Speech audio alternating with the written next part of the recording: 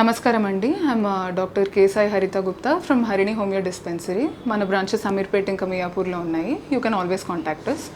So ఇవాళ మనం మాట్లాడే టాపిక్ స్కిన్ కండిషన్స్ అండి. స్కిన్ కండిషన్స్ అనేది ఇప్పుడు చాలా కామన్ అయిపోయాయి.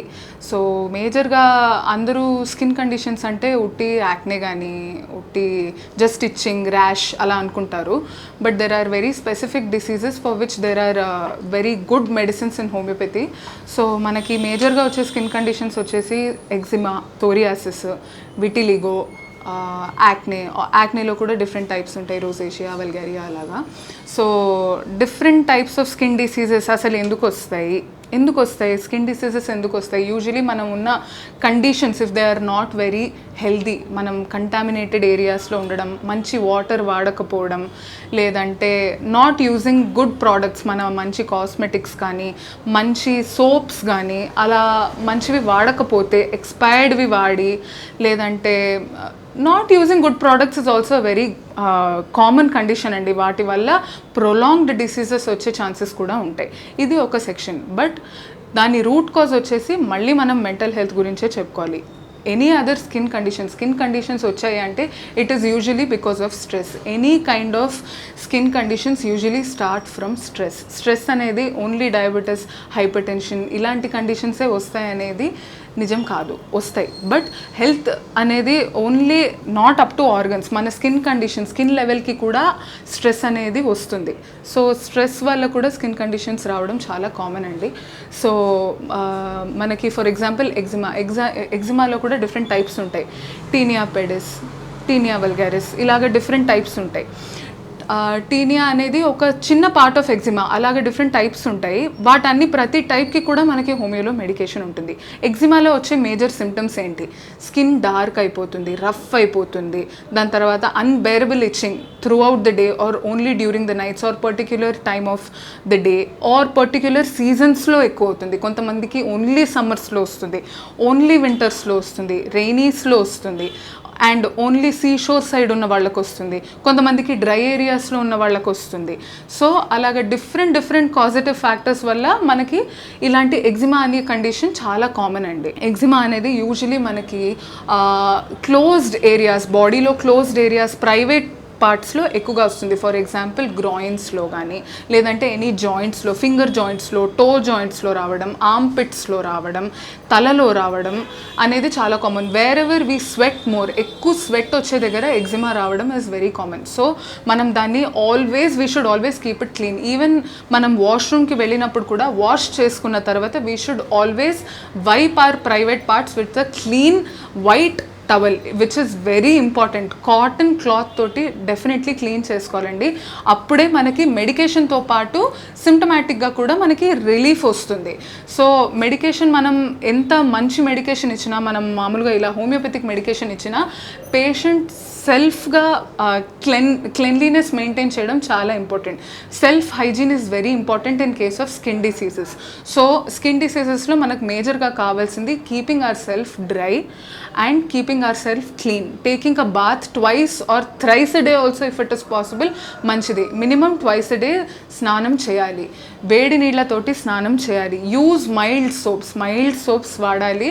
అండ్ ఎక్కువ కెమికల్స్ ఉన్న కంటెంట్స్ ఉన్నవి ఏవి వాడకూడదు, ఇంక్లూడింగ్ షాంపూస్.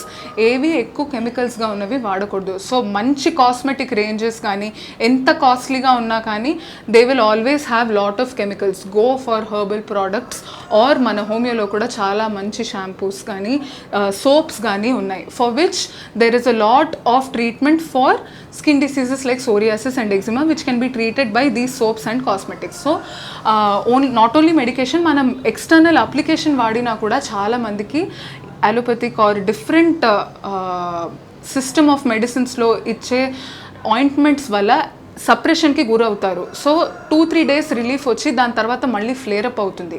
ఫ్లేరప్ అయినప్పుడు ఇంకా స్ప్రెడ్డింగ్ అనేది చాలా కామన్, ఎక్కువ స్ప్రెడ్ అయిపోతుంది. ఫస్ట్ 2-3 డేస్ బాగుంటుంది, ఆ ఆయింట్మెంట్స్ పెట్టినప్పుడు, టాబ్లెట్స్ వాడినప్పుడు you will definitely have 100% relief. కానీ దాని తర్వాత వచ్చేది it might not only come back as eczema or psoriasis, but it might come back as any other health condition. But దానికి కోరిలేషన్ లేదు అనుకొని మనం నెగ్లెక్ట్ చేస్తాం, తగ్గిపోయింది కదా పోయిందిలే అనుకుంటాం. బట్ అలా కాదు. Eczema or psoriasis or vitiligo ఇవన్నీ ఏ స్కిన్ కండిషన్ అయినా స్ట్రెస్ వల్ల వచ్చేవి మనం తగ్గించవచ్చండి. రూట్ కాజ్ కనుక్కోవడం which is very important in homeopathy. Root cause కనుక్కొని ఇండివిజువలైజ్డ్గా మనం ట్రీట్మెంట్ ఇవ్వాలి. స్కిన్ కండిషన్స్లో కూడా for example person A person B ఇద్దరికి సేమ్ అవే సిమ్టమ్స్ ఉన్నా కూడా మనం హోమియోలో సేమ్ మెడిసిన్ ఇవ్వము, even if it is the same skin condition, because those two people are two different patients. So మనం వాళ్ళ హెల్త్ కండిషన్, వాళ్ళ స్టేట్ ఆఫ్ లివింగ్, లేదంటే వాళ్ళ సొసైటల్ ప్రెషర్స్ కానీ, లేదంటే వాళ్ళ అప్బ్రింగింగ్ అన్నీ మనం వాళ్ళ పాస్ట్ హిస్టరీ, ప్రెజెంట్ హిస్టరీ అన్నీ తీసుకొని దాన్ని బట్టి మనం హోమియోపతిక్లో ట్రీట్మెంట్ ఇస్తే, అది కూడా యాజ్ అ కోర్స్ వాడితే maybe 5 months, 6 months or 1 year కూడా పట్టొచ్చు, డిపెండింగ్ ఆన్ దేర్ హిస్టరీ. వాళ్ళ హిస్టరీ బట్టి మన ట్రీట్మెంట్ కూడా ఉంటుంది. వాళ్ళు సరిగ్గా హిస్టరీ ఇస్తే డెఫినెట్లీ మనకి మంచి ట్రీట్మెంట్ ఉంటుందండి. హోమియోలో కూడా అలాగే ఎక్స్టర్నల్ అప్లికేషన్స్ ఉంటాయి, కానీ until now I was saying external applications will only cause suppression. But హోమియోలో ఇచ్చే ఎక్స్టర్నల్ అప్లికేషన్ మనం ఓరల్ మెడికేషన్తో పాటు ఎక్స్టర్నల్ మెడికేషన్ ఇస్తే హోమియోపతిలో చాలా మంచి రిలీఫ్ ఉంటుంది. ఇన్స్టెంట్గా రిలీఫ్ వచ్చే మెడిసిన్స్ ఉంటాయి, డీప్ యాక్టింగ్గా కూడా చేసే మెడిసిన్స్ ఉంటాయి. సో ఎక్స్టర్నల్గా ఓన్లీ స్కిన్ మీద రిలీఫ్ రావడం అనేది ఇంపార్టెంట్ కాదు, అది మళ్ళీ రాకుండా చూడడం అనేది కూడా అది మన బాధ్యత యాజ్ అ డాక్టర్. సో అది మళ్ళీ రాకుండా ఉండాలంటే you should definitely go to homeopathy. So ఎందుకంటే అది రూట్ లెవెల్ నుంచి మనని విముక్తి చేస్తుంది ఏ స్కిన్ డిసీజ్ నన్నా, so that it doesn't come back again. So complete relief రావడానికి హోమియోలో ట్రీట్మెంట్ ఉంటుందండి. For example we have medicines like sulphur, berberis vulgaris, అలా చాలా మెడిసిన్స్ ఉంటాయి, సోరినం. సో మనకి రూట్ కాజ్ తెలిసి ఎగ్జాక్ట్గా సిమ్టమ్స్ తెలిసాయంటే we can definitely treat any kind of skin conditions. So skin కండిషన్స్లో కూడా ఇప్పుడు మామూలుగా ఎగ్జిమా కానీ, సోరియాసిస్ కానీ, విటిలిగో కానీ, యాక్నే కానీ వీటన్నిటికీ కూడా సపరేట్ ట్రీట్మెంట్స్ ఉంటాయండి హోమియోలో. అండ్ మామూలుగా ఇప్పుడు యాక్నే గురించి మాట్లాడినా కూడా it's not only because of adolescence, టీనేజర్స్లో వచ్చే ప్రాబ్లమే కాదు, ఎనీ హార్మోనల్ ఇంబ్యాలెన్స్ వల్ల వచ్చిన acne issues, for example PCOS, PCOD వీటి వల్ల వచ్చిన యాక్నే స్కిన్ కండిషన్స్కి కూడా మనకి మంచి ట్రీట్మెంట్ ఉంటుందండి. సో మనం సైమల్టేనియస్గా ఆర్గన్స్లో ఉండే ప్రాబ్లమ్ని బయట పెట్టి స్కిన్లో వచ్చే ప్రాబ్లమ్స్ కూడా మనం బయట పెట్టి ట్రీట్మెంట్ చేయొచ్చు. దీనికి ఖచ్చితంగా చాలా మంచి ట్రీట్మెంట్ ఉంటుందండి హోమియోలో. సో మనం not only allopathic medication which might cause suppression in most of the cases, మన దాంట్లో సప్రెషన్ లేకుండా తొందరగా రిలీఫ్ చేసే మెడిసిన్స్ చాలా ఉంటాయండి. ఫర్ ఎగ్జాంపుల్ ఇప్పుడు సోరియాసిస్ చూసుకుంటే, మనం సోరియాసిస్ మామూలుగా అందరికీ వచ్చేది ఆన్ ద స్కాల్ప్లో ఎందుకు వస్తుంది, చాలామందికి స్వెట్టీ టెండెన్సీ ఉంటుంది. స్వెట్టీ టెండెన్సీ ఉన్నందువల్ల చాలామంది they might not take constant frequent head baths చేసుకోకపోవడం వల్ల, లేదంటే కాన్స్టెంట్గా 2 వీలర్స్ మీద వెళ్ళి డస్ట్కి ఎక్స్పోజర్ ఎక్కువ అయ్యే వాళ్ళకి సోరియాసిస్ అనేది కొంచెం కామన్గా ఉంటుంది. అది ఫెమిలియల్గా ఉన్న హిస్టరీ వాళ్ళకు కూడా వచ్చే ఛాన్సెస్ ఉంటుందండి. So anyone in the family might be having such skin conditions can also suffer with these conditions in the future generations. అలాంటి వాళ్ళకు కూడా మనకి ట్రీట్మెంట్ ఉంటుంది. ఫ్యామిలీలో ఉంది కాబట్టి ఇది మనకి ఇంకా తగ్గదు, లైఫ్ లాంగ్ ఉంటుంది, మనం దీంతో సఫర్ అవ్వాల్సిందే అనుకునే ఛాన్స్ ఉండదండి. హోమియోలో ఫ్యామిలీలో ఉన్నా కూడా స్కిన్ కండిషన్స్ మనము ట్రీట్ చేసేయచ్చు అండ్ ఫర్దర్ జనరేషన్స్కి కూడా రాకుండా మనం చూడొచ్చు.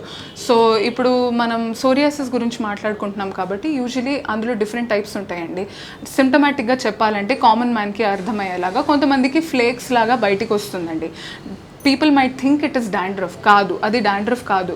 You have to go to a doctor దగ్గరికి వెళ్ళి చూపించుకుంటే కానీ అది డాండ్రఫా, సోరియాసిసా, ఇంకేమైనా స్కిన్ కండిషనా అనేది రూల్ అవుట్ చేసుకోవాలి. అది రూల్ అవుట్ చేసుకున్న తర్వాత మనం మెడికేషన్ స్టార్ట్ చేస్తే డెఫినెట్లీ ట్రీట్మెంట్ ఉంటుంది. కొంతమందికి skin conditions even within years లోపల కూడా వచ్చే ఛాన్స్ ఉంటుంది.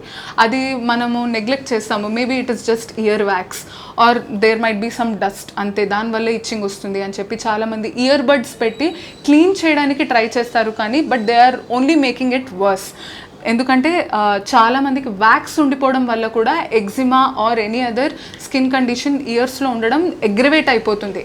So always keep your body clean, beat internal are external, ఏదన్నా క్లీన్గా ఉంచుకోవడం చాలా ఇంపార్టెంట్ స్కిన్ కండిషన్స్లో.